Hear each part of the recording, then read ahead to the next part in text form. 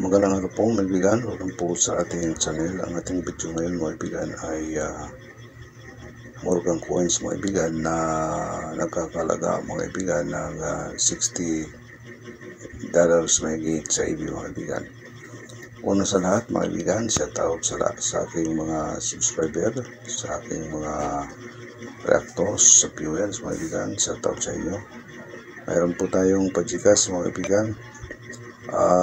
Simple lang ang gagawin nyo mga kaibigan, mag-like at mag-subscribe sa ating channel, at ito po ay isi-share mga kaibigan.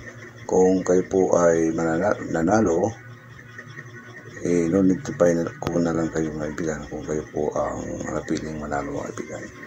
Tuloy po tayo mga kaibigan.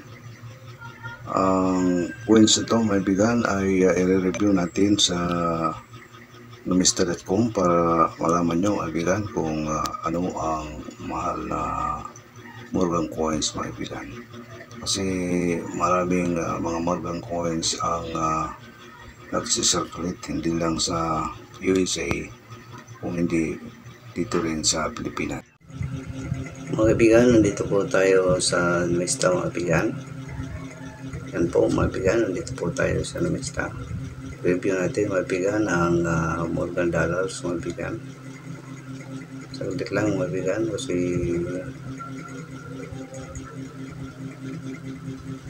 so yan po mga kaibigan. Yan. Ang komposisyon nito mga kaibigan ay copper mga kaibigan. Yan. 90% at mayroong 10% na copper mga kaibigan. Kaya linalagyan ng copper yan kasi pag silver lang mga kaibigan ay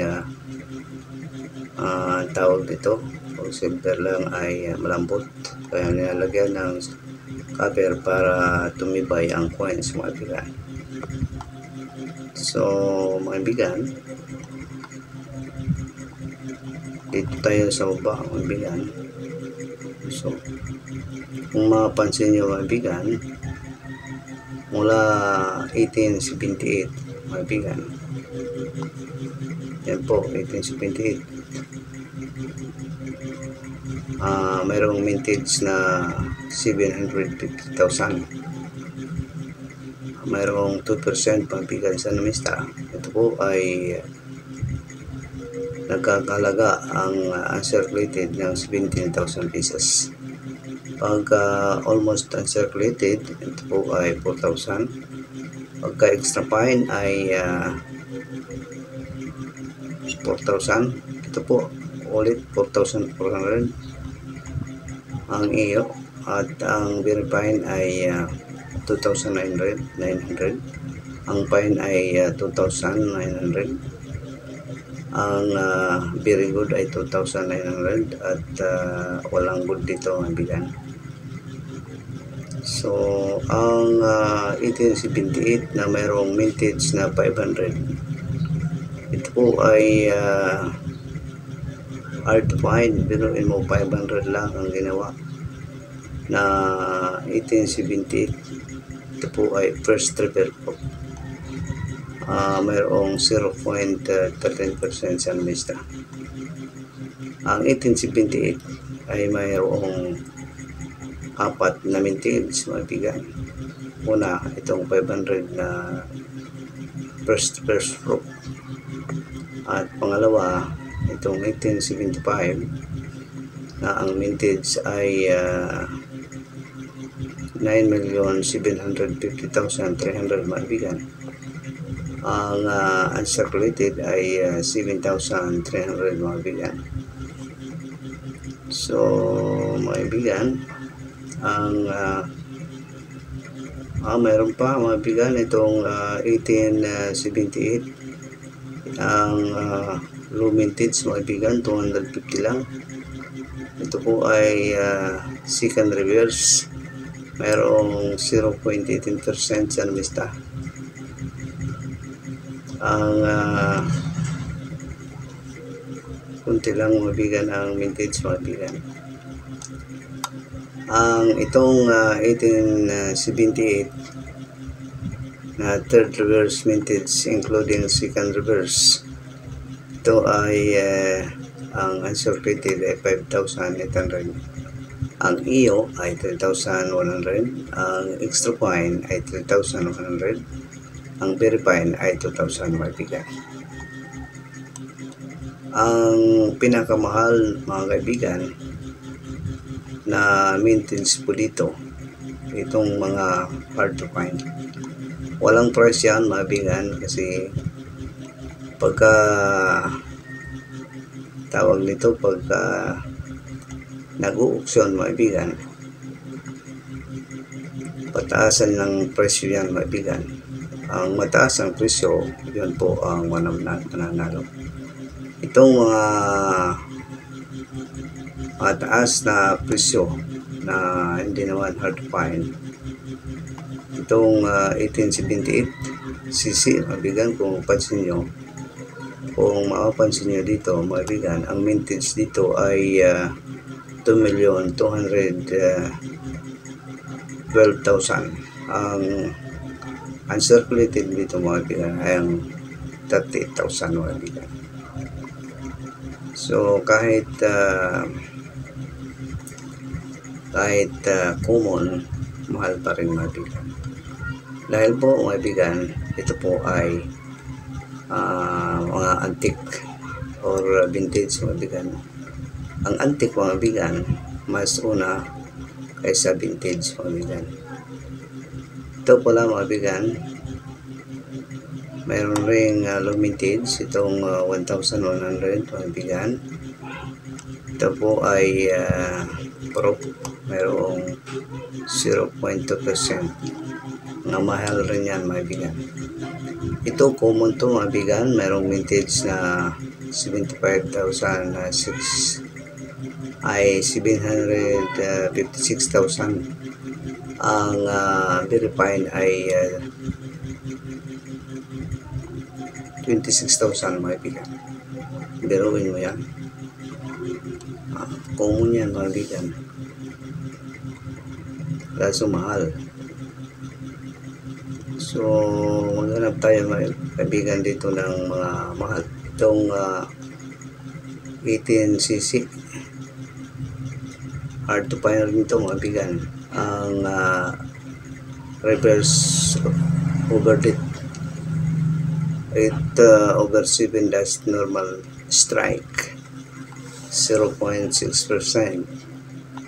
Itong 1880cc second reverse overdate 87,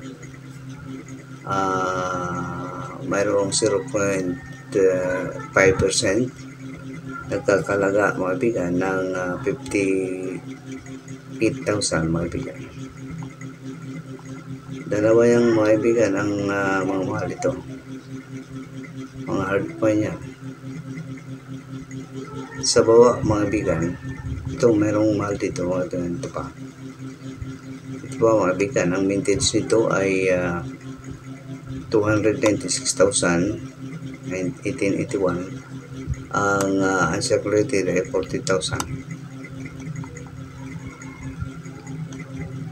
Ito may 20,000 1882, 20,000 mga kaibigan, 3% sa numista uncirculated yan. Hanapin natin yung mga mahal. Ito 18,000 mga kaibigan. Ang daming vintage mga kaibigan. 1,136,000. Ito po ay 3% sa numista. Mayroong 19,000 mga kaibigan. 19,000 ang presyo.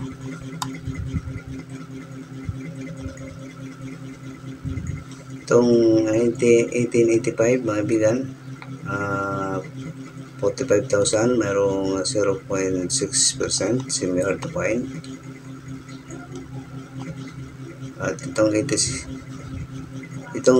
mga prop na hard to find, overdate, hard to find rin yan.